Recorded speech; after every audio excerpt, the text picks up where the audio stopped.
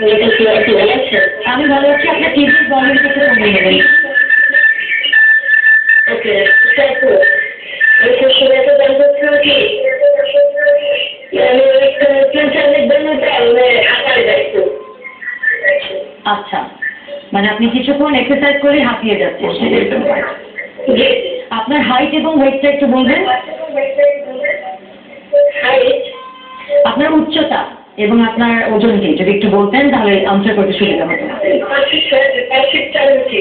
5 fit 4 ইঞ্চি এবং আপনার wait 52 KG মনে হয়। ঠিক আছে, এবং আপনার বয়সটা যদি একটু বলে দিতেন। 22। ঠিক আছে, ধন্যবাদ। 5 feet 4 জি, and 52 kilos।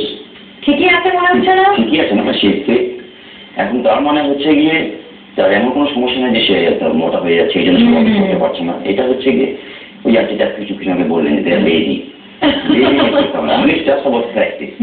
যেহেতু আপনি হাঁপিয়ে যাচ্ছেন, একদিন যদি আপনি এক্সারসাইজ করেন আপনি মনে করবেন যে একদিন আপনি এইটা স্ট্যামিনা আপনি বেড়ে যাবে।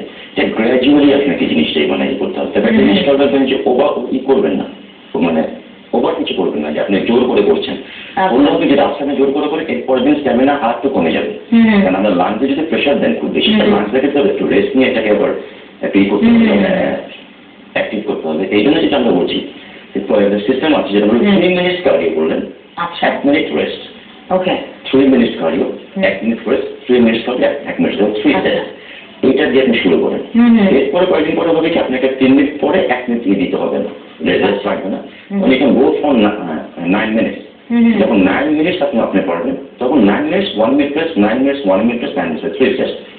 কয়েকদিন পরে হয়েছে আপনি 30 মিনিটস করতে পারবেন। যেদিন 30 মিনিটস আপনি করতে পারবেন আপনার স্ট্যামিনা ফিরে আসবে। That's simple. আচ্ছা, ফোন আছে একটা নিয়ে নিচ্ছি আমি। হ্যালো হ্যালো,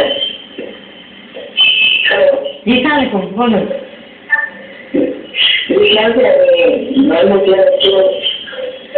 আমি জানতে চাই যে আমি কিছু দেওয়ার পর আমি একভাবে করতেছিলাম, হঠাৎ করে আমার বেরিটা কেটে আসছিল, বেরিটা অনেক বেশি বেড়ে গেছে। প্রধানমন্ত্রী মোটামুটি কন্ট্রোল ছিল, এখন একটু বেড়ে গেছে। এই জন্য কি আমার কোনো নির্দিষ্ট তালিকা অনুসরণ করতে হবে? আপনার হাইট এবং ওয়েটটা একটু বলবেন। আমার হাইট হচ্ছে 5 ফিট 1 ইঞ্চি, ওয়েট হচ্ছে 69। 69। জি জি, ধন্যবাদ। 5 feet 8 and 69, এটাও আমি বলবো না, মানে he is very obese, he is quite fit.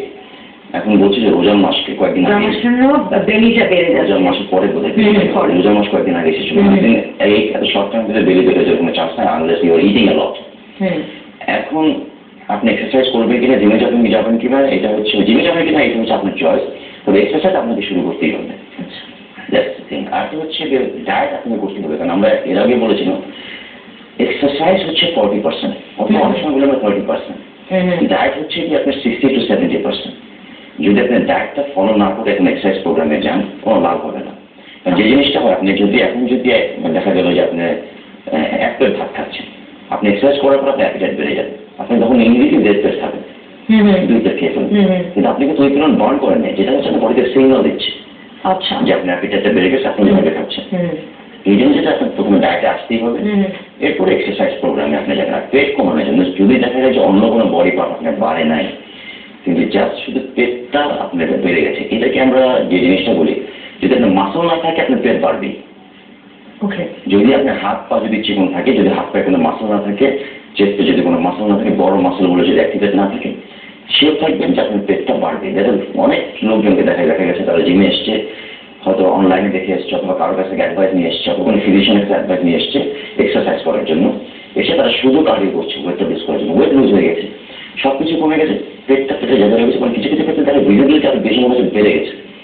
তো রিজন ইজ যদি মাসল না থাকে বডিতে পানি ধরে রাখার ক্যাপাসিটি কমে যায়, তখন দেখা যাচ্ছে পেটটা গিয়ে জমবে, ওই জায়গাটা বেড়ে যাবে। গ্যাস ফর্ম করুন কি ওয়াটার রিটেনশন হোক, যাই ওই জায়গাটা গিয়ে বাড়বে।